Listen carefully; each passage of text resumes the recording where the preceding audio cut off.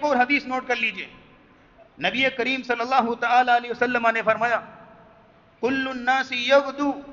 فبائع نفسہ، تم میں سے ہر شخص جب صبح کرتا ہے، صبح ہوتی ہے تو اپنے آپ کا سودا کرتا ہے، اپنے آپ کو بیچتا ہے، اپنے آپ کو فروخت کرتا ہے۔ فبائع نفسہ، کوئی شخص ہے جو اپنے آپ کو معتقھا، اللہ کی جہنم سے آزاد کروا لیتا ہے، او موبقھا، اور کوئی ایسا شخص ہے کہ جو اپنے آپ کو اللہ کی جہنم میں گرا دیتا ہے، اپنے آپ کو ہلاک کر دیتا ہے۔ ہر شخص روزانہ اپنے آپ کو فروخت کرتا ہے۔ اس کی مثال سادہ انداز میں سمجھیے گا، اللہ رب العزت نے انسان کو آنکھیں بھی دی، کان بھی دیے، زبان بھی دی۔ اگر کوئی شخص اس زبان سے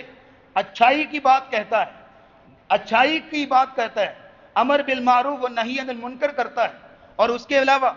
اور قرآن کی تلاوت کرتا ہے، ذکر اذکار کرتا ہے، لوگوں سے اخلاق سے پیش آتا ہے، تو اس نے اپنی زبان کو سونے چاندی کے بدلے میں فروخت کیا ہے۔ اس نے اپنی زبان کو اللہ رب العزت کی آخرت کے بدلے میں، جنت کے بدلے میں فروخت کیا ہے۔ اور دوسری طرف ایک شخص جو اپنی زبان سے دن بھر جھوٹ بول رہا ہے، کبھی کسی کی غیبت، کبھی کسی کی چگلی، اور کبھی کسی کی عزت پہ حملے، اس نے اپنی زبان کو کوڑا کرکٹ کے بدلے میں فروخت کیا، اللہ کی جہنم کے بدلے میں فروخت کیا۔ یہ مفہوم ہے اس حدیث کا، کل الناس یغدو فبائع نفسہ، ہر انسان صبح کرتا ہے، اپنے آپ کو بیچتا ہے، کسی نہ کسی کام میں لگاتا ہے، کوئی شخص جنت کما لیتا ہے، کوئی جہنم کماتا ہے۔ اسی طرح اللہ نے آنکھیں دی ہیں، ایک شخص ان آنکھوں سے قرآن پڑھتا ہے، قرآن دیکھتا ہے، ان آنکھوں سے وہ کام لیتا ہے کہ جس سے اللہ راضی ہوں، جس سے اللہ کی رضا حاصل ہو۔ اس نے اپنی آنکھوں کا سودا سونے چاندی کے بدلے میں کیا، اور یہ سونا چاندی اس کے آخرت کے نامہ اعمال کے اندر لکھا گیا اور قیامت کو اس کو دیا جائے گا۔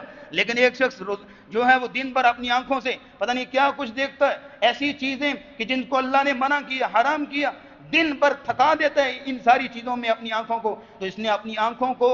کوڑا کرکٹ کے بدلے میں، گند بلاؤں کے بدلے میں فروخت کیا، اللہ کی جہنم کے بدلے میں فروخت کیا۔ یہ وہی مفہوم ہے، کل الناس یغدو فبائع نفسہ، ہر انسان صبح کرتا ہے اور وہ اپنے آپ کو بیچتا ہے، فروخت کرتا ہے، کوئی اپنے آپ کو اللہ کی جنت کا مستحق بناتا ہے اور کوئی جہنم کا مستحق بناتا ہے۔